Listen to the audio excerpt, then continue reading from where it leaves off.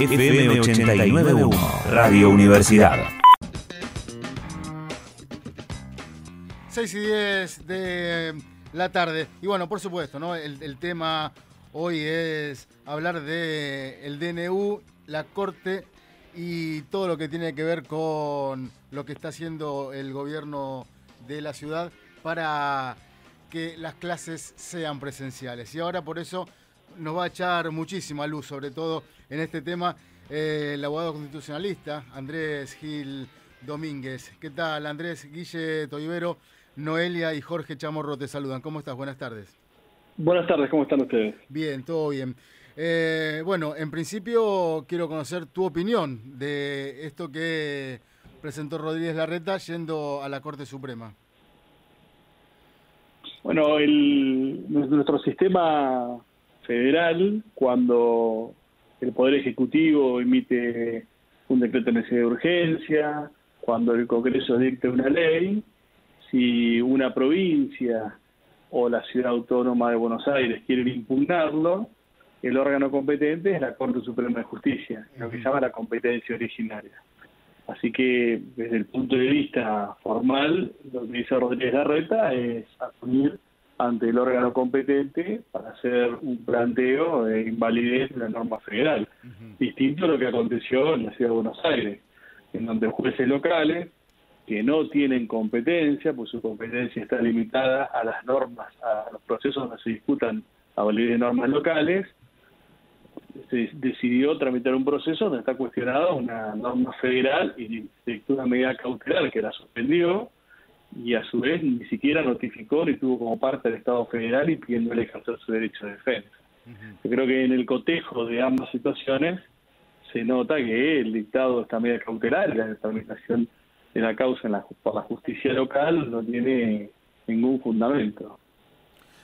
¿Y qué crees que va a hacer la Corte Suprema, que va a decidir con esta presentación del gobierno de la ciudad? ¿Andrés? ¿Lo perdimos? ¿Lo perdimos, Andrés? A ver si lo recuperamos. Andrés, ¿estás ahí? Parece que se cortó, ¿no? Bueno, lo llamó Rosenkrantz. Hola. Lo llamó Rosenkrantz. Lo llamó Rosenkrantz. Bueno, ahora seguramente podremos retomar la comunicación. Interesante, ¿no? Lo que dice el constitucionalista, Jorge. ¿No es? Sí, lo que dijimos nosotros, sí. Es eso. O sea, se aceptó la competencia originaria. Interesante en cuanto al estatus de, en este caso, de provincia que le daría a la ciudad autónoma. Habría que ver cómo es eso. Sí. Y después hay que ver si resuelve sobre lo que hablamos, la inconstitucionalidad o no. Sería el paso que queda. Estamos de vuelta con Andrés. ¿Estás ahí, Andrés? Sí, acá estoy. ¿Me escuchan? Sí, ahora sí. Te preguntaba que, de acuerdo a tu experiencia, ¿qué crees que puede llegar a dictaminar la Corte? Y hasta que llegó el COVID-19, la Corte Suprema de Justicia, cuando había una situación de un conflicto jurídico, pero con un alto contenido político, lo que hacía era llamar a una audiencia, darle una nueva oportunidad a la política, a ver si la podía resolver, y si no lo resolvía, entrar a dar los traslados y entrar a tratar el tema con una distancia temporal que permitiese que esa decisión que adoptase en última instancia no tuviese un impacto político de vencedores y de vencidos en un espectro temporal inmediato. Eso es lo que ha hecho la Corte Suprema de Justicia hasta el advenimiento del COVID-19. Vamos a ver si lo mantiene o si, como muchas cosas de nuestra vida que han cambiado, también el COVID-19 hace que la Corte cambie esta modalidad, modifique esta forma de manejarse y emita rápidamente algún fallo sobre la procedencia o no de la medida cautelar o sobre el fondo de la cuestión. Yo creo que le ha dado un traslado por 5 días al gobierno, con lo cual va a entrar sobre el fondo de la cuestión. No va a resolver cautelarmente, sino que va a entrar al fondo y va a resolver el fondo de la cuestión. Si lo resuelven estos días, antes de que concluya este periodo de de 15 días de suspensión de las clases presenciales en la región o zona AMBA, ¿no? Doctor Domínguez, ¿cómo quedaría el fallo del Tribunal Municipal, atento que es el que le da pie al jefe de gobierno porteño para señalar de que las clases son presenciales? Bueno, en la medida en que no exista el dictado de una inhibitoria por parte de un juez federal, que ya fue planteada hoy por el Estado federal, y le sustraiga la causa a la justicia local, y ahí siga tramitando y resuelva sobre la medida cautelar, o la justicia local decline su competencia también ante el planteo que ha hecho el Estado federal, esta medida formalmente habilita a Rodríguez Larreta a que las clases presenciales se sigan manteniendo.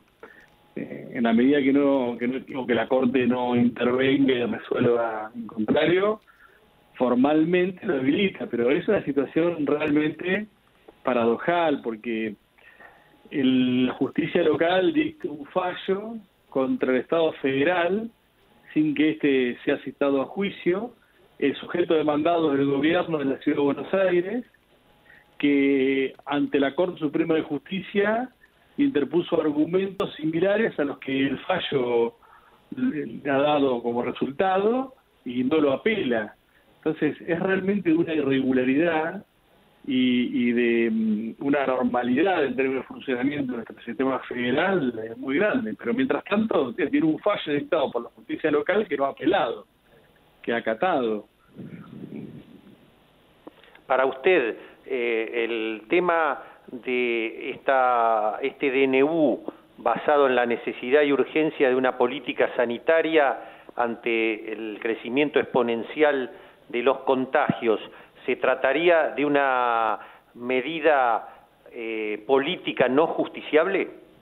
No existen para mí no existen las cuestiones políticas no justiciables en la medida en que se invoquen derechos subjetivos o colectivos que están afectados, que están amenazados de ser afectados. Lo que pasa es que tienen que resolver los órganos competentes, no cualquier juez ni cualquier jueza, los órganos competentes. Cualquier norma que dicte el Poder Ejecutivo, el Poder Legislativo, si una persona, un grupo de personas, una ONG considera que se han violado derechos individuales o colectivos, puede plantear su invalidez, su inconstitucionalidad, inconvencionalidad, pero ante los jueces correspondientes, no ante cualquier juez.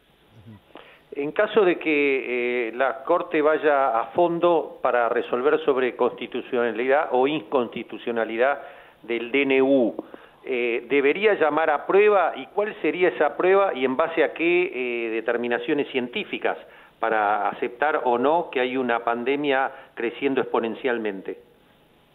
A mí me parece que es un proceso que no necesita una prueba, no necesita de testigos, no necesita de peritos, no necesita de librar informes a ninguna repartición.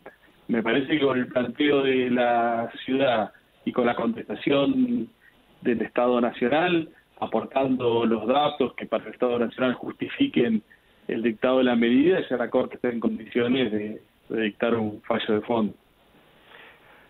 Con subjetividad desde ya, pero si usted se anima y nos quiere contar, de acuerdo a lo que usted tiene visto de las dos partes y sus argumentos en uno y otro caso, ¿quién cree que está más cerca de la verdad en este caso sobre la constitucionalidad o no?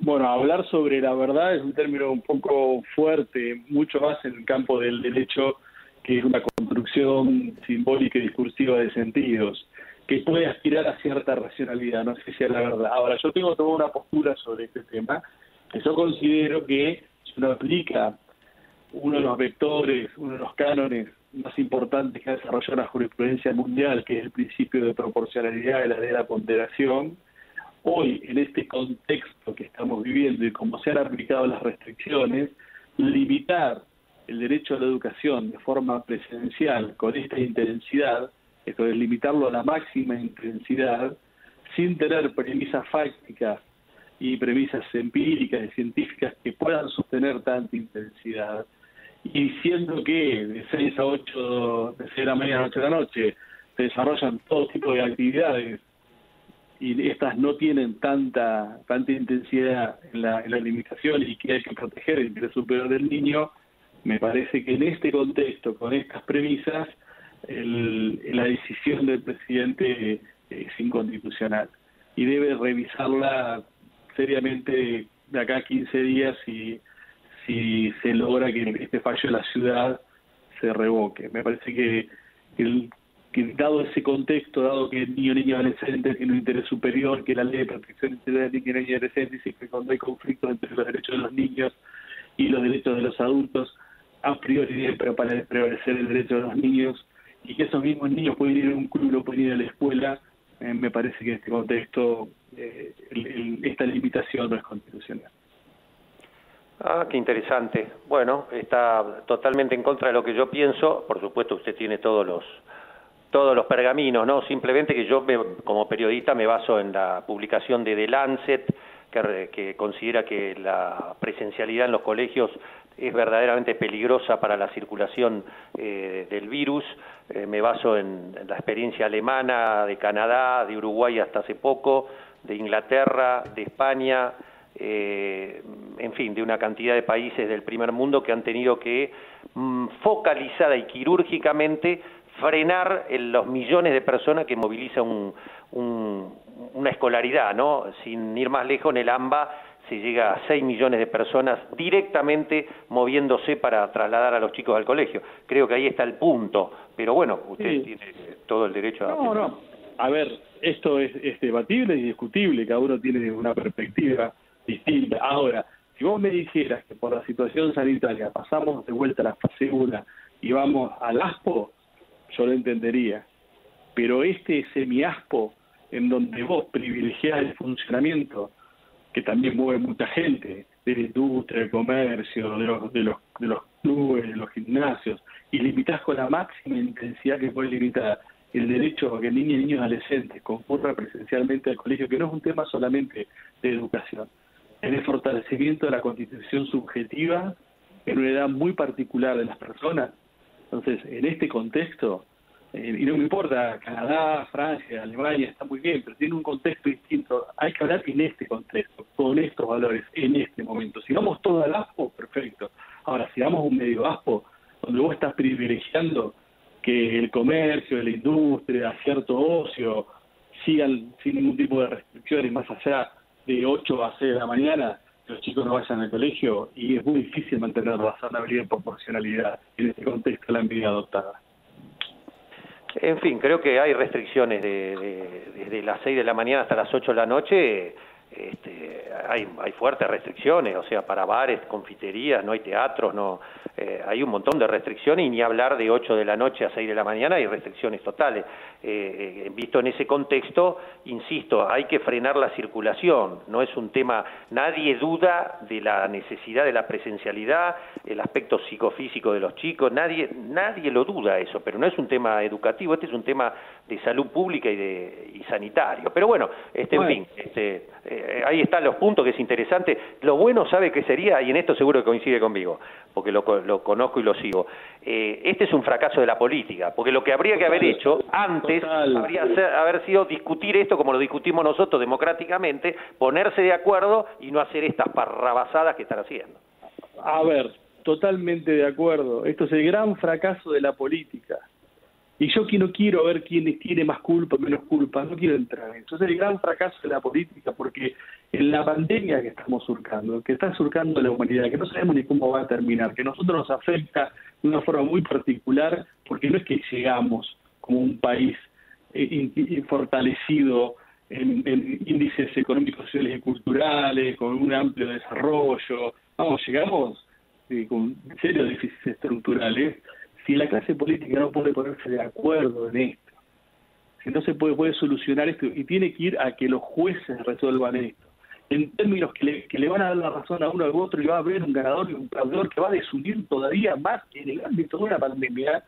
Si esto no los hace reflexionar, si una pandemia esta característica, si el 40% de pobres, si la mitad de los chicos de menores de 18 años en una situación de indigencia, si una inflación del 4%, si todos los problemas que tenemos no nos hace reflexionar para llegar a mínimos acuerdos sobre ese tema, yo no sé cuándo va a reflexionar la clase política. Y hablo en general, ¿quién tiró la primera piedra? ¿Quién es más culpable? ¿Quién es menos culpable?